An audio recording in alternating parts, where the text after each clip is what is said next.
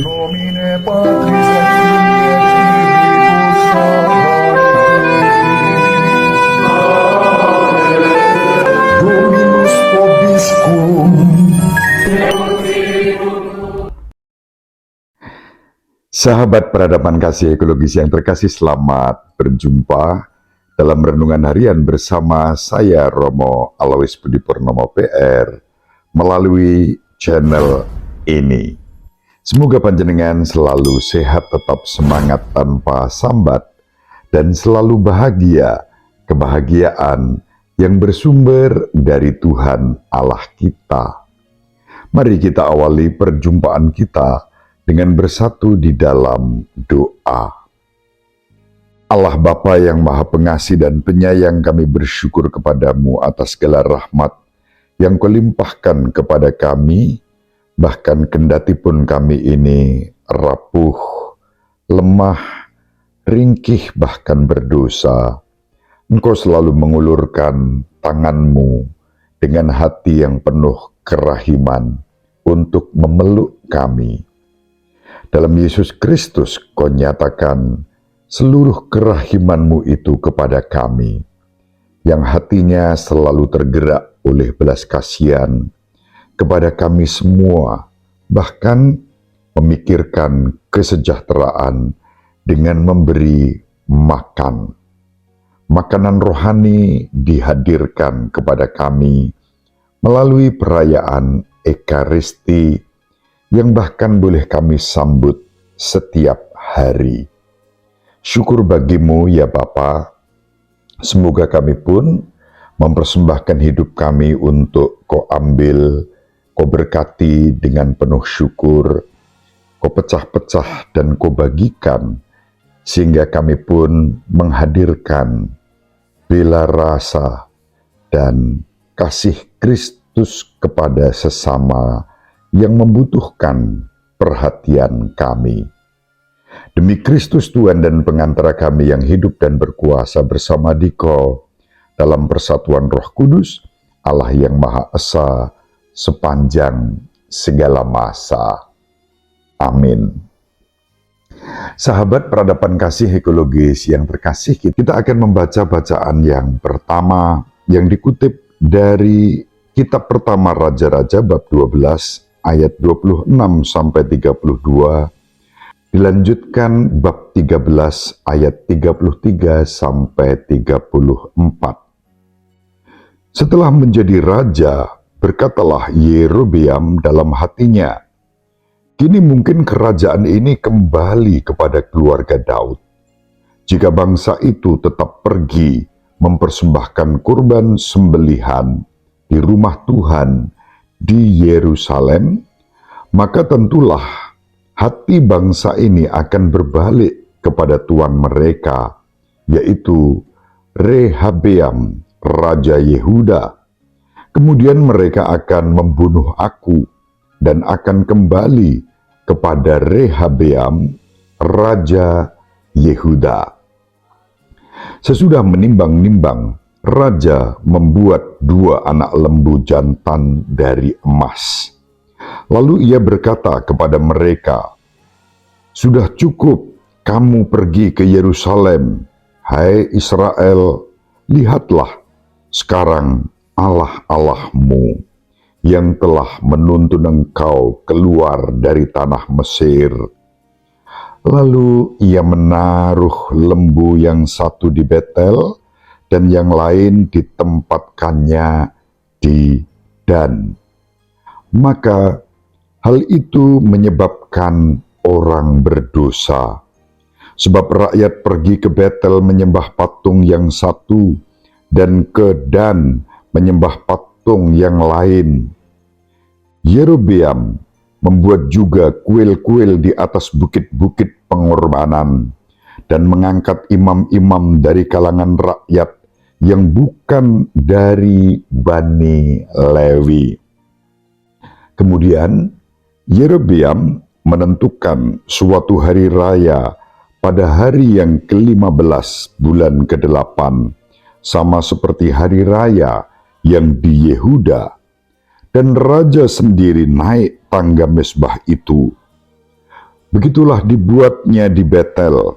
Ia mempersembahkan kurban kepada anak-anak lembu yang telah dibuatnya itu, dan ia menugaskan di Betel imam-imam bukit pengorbanan yang telah diangkatnya. Raja Yerobeam tidak berbalik dari kelakuannya yang jahat itu, tetapi mengangkat pula imam-imam dari kalangan rakyat untuk bukit-bukit pengorbanan. Siapa saja yang mau ditahbiskannya menjadi imam untuk bukit-bukit pengorbanan, dan tindakan itu menjadi dosa bagi keluarga Yerobeam, sehingga mereka dilenyapkan dan dipunahkan dari muka bumi. Demikianlah sabda Tuhan. Syukur kepada Allah. Sahabat peradaban kasih ekologis yang terkasih, dari bacaan yang pertama kita melihat bagaimana setelah kematian Salomo pada tahun 930 sebelum Masehi, 10 suku utara Israel memberontak melawan putra Salomo, yaitu Rehabeam, yang menjadi raja untuk Yehuda. Yerobeam, yang merupakan seorang pejabat istana pada era Salomo, dipilih dan diangkat menjadi raja untuk mereka, yaitu raja kerajaan Israel kuno yang berada di sebelah utara, sedangkan Rehabeam menjadi raja untuk suku Yehuda yang ada di selatan. Salah satu kekhawatiran pertama Yerobeam adalah bahwa orang-orang di kerajaan Israel bagian utara, jika mereka pergi berziarah 3 kali setahun ke bait suci di Yerusalem, maka mereka tergoda untuk bergabung dengan Raja Rehabeam, Raja Yehuda. Dengan demikian, lalu kehilangan masa. Sahabat peradaban kasih ekologis yang terkasih, atas alasan itulah kemudian dikatakan dalam bacaan yang pertama, Yerobeam mendirikan bentuk ibadah tandingan, bahkan mengangkat imam-imam tandingan dengan tempat-tempat ibadah tandingan terhadap Yerusalem. Yerobeam memerintahkan bukan hanya membuat satu patung sebagai pengganti tempat ibadah Yerusalem, melainkan membuat 2 anak lembu emas. Dia menyatakan kepada mereka, itulah dewa yang membawa Israel keluar dari Mesir. Dia menempatkan seekor anak lembu di Betel, dekat perbatasan selatan kerajaan Israel, dan menempatkan anak sapi yang kedua di Dan, dekat perbatasan utara kerajaan Israel. Yerobeam juga mengadakan hari raya lain untuk Israel yang terjadi pada akhir musim gugur, tepat 1 bulan setelah ziarah hari raya Pondok Daun. Yerobeam melakukan apapun untuk mempertahankan kekuasaan kerajaannya.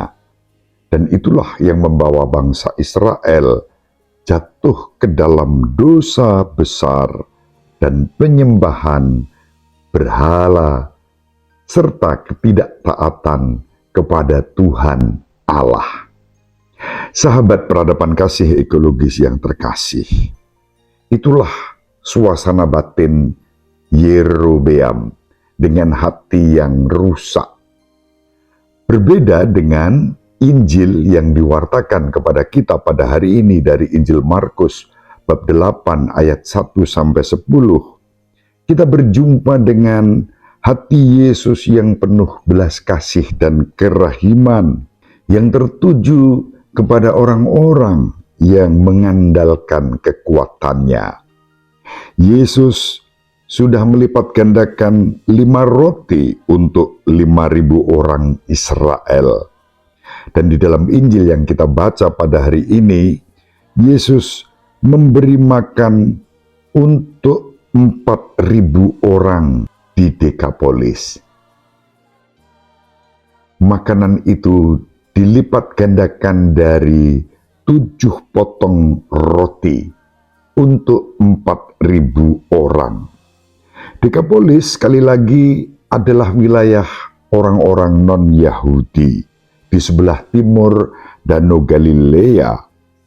Meskipun para murid melihat Yesus sudah melakukan mukjizat dengan memberi makan 5.000 orang sedikitnya sebelumnya untuk orang-orang Israel, tetapi dalam Injil yang dibacakan kepada kita pada hari ini, tampak betapa para murid kurang percaya. Sahabat peradaban kasih ekologis yang terkasih, hati Yesus tergerak oleh belas kasihan untuk peduli kepada 4.000 orang sedikitnya dan memberi makan mereka dari 7 potong roti.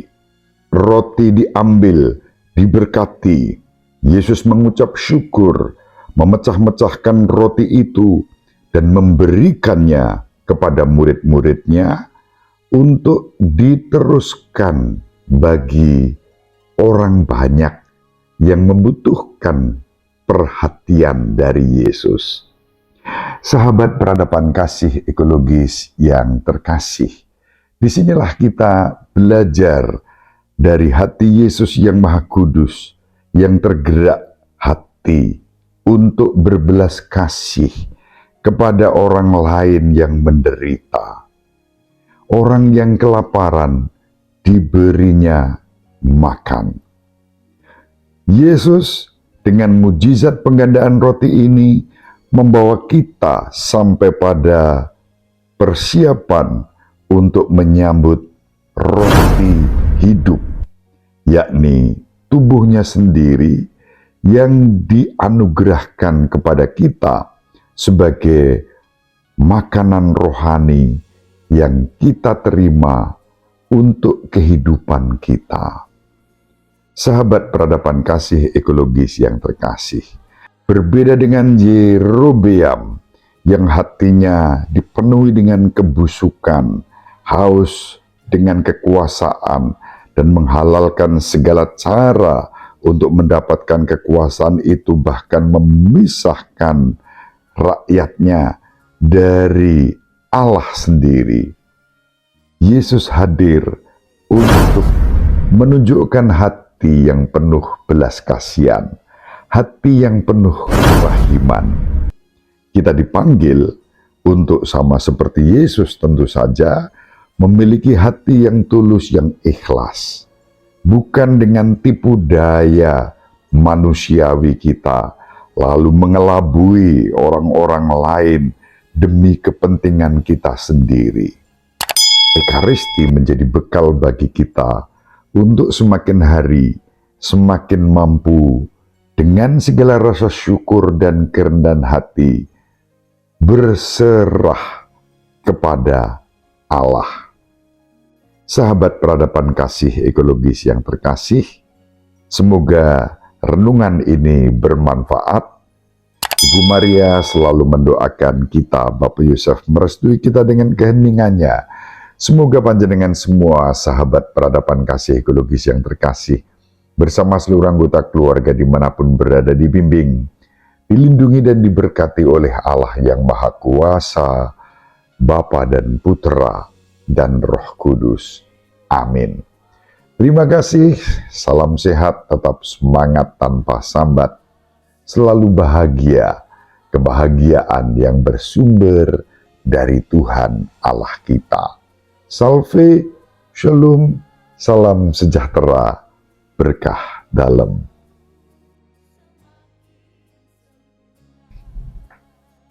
Sahabat peradaban kasih yang terkasih, sampai jumpa pada episode berikutnya. Terima kasih atas kebersamaan kita. Salam peradaban kasih ekologis, berkah dalam.